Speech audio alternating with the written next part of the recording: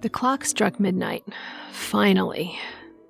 Time dragged far more torturously than I could have ever imagined. I have no idea what possessed me to attend a New Year's party stag. Adding to the emptiness of no one to kiss when the television showed the ball dropping in Times Square as the clock struck midnight was the sting of not knowing a soul in the room. I felt completely out of place. My promise to myself to do something new on New Year's Eve never failed me until now. This party crowd was a cliquish and unfriendly lot. I didn't belong here. I should never have come. I'm not bad looking, although this particular night I felt like an unattractive wallflower standing alone and unnoticed. I suddenly understood the meaning of being lonely in a crowd. Well, the clock struck midnight.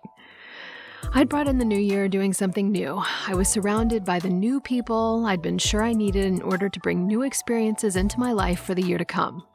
Whoopee! The wallflower could now leave. With an exaggerated sigh, I carefully tipped the cheap plastic, exceedingly precarious, poor excuse of a wine glass to my lips. I shuddered as the sourness of the equally cheap yellowish liquid forced its way down my throat. I'm sure my host was under the illusion he was successfully passing it off to his array of eclectic guests as champagne. I was on my 5th or 6th glass of the abhorrently vile stuff. One would have thought its pathetic taste would have grown on me a bit by now. Nope.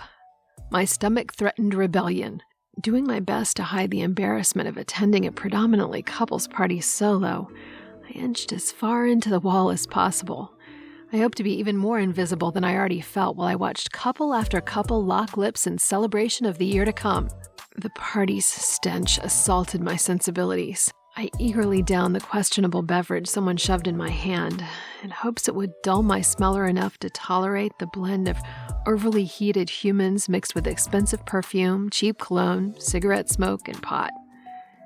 My couple's envy was short-lived as my attention jerked toward my own physical condition. I could feel the pressure of saliva building up under my tongue. This was a major warning. My stomach would tolerate no more abuse. Great. Not only was I stag amidst groping couples on New Year's Eve, but I was about to barf. That would certainly attract attention. I did my best to focus on breathing steadily while I frantically searched past the sea of drunkenness for a bathroom. My brain flashed a fuzzy memory of passing a door with a handwritten sign indicating it was the designated party potty. I squeezed my way through the herd of drunken bodies. I don't know how I would ever make it through the mob with my stomach threatening acute rebellion. I needed to reach that door as soon as possible. A middle-aged couple bumped against me. They were so lost in performing tonsillectomies on each other with their tongues, I doubt they even noticed.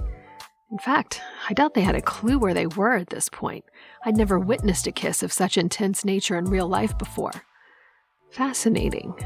I would have inspected it in more depth if the jolt to my body hadn't been all the opening my stomach needed to coerce purging of the horrendous hors d'oeuvres and swill I'd pummeled it with for the last few hours. I clamped my hand over my mouth and pushed my way through the crowd. I ignored the outraged gasp following me as partygoers witnessed sludge oozing its way between my freshly paraffin-waxed and manicured fingers. So much for being the anonymous wallflower. If people hadn't noticed me before, I'm sure my trek to the bathroom made me the talk of the party, and not in a good way. I wanted to crawl under the thick Persian carpet that looked like it had been abused far more than my stomach by the party's fare. It took tremendous strength and perseverance to push my way past an overly large woman as she crammed her way out of the door the crowd had not left room to fully open. I desperately yearned to disappear. I could hear the woman's utter of disgust while she slapped her hand over her wrinkled nose for emphasis. If I hadn't been on what felt like death's door, I would have laughed in disbelief. Surely the stench of my vomit could not have exceeded the stench of the room. Of course, I'd eaten some pretty dicey-looking hors d'oeuvres consisting of an unidentifiable gray stuff spread upon a whole wheat and rye cocktail toast, salted peanuts, and deviled eggs. Of course, let's not forget the cheap champagne. Maybe the woman had a point.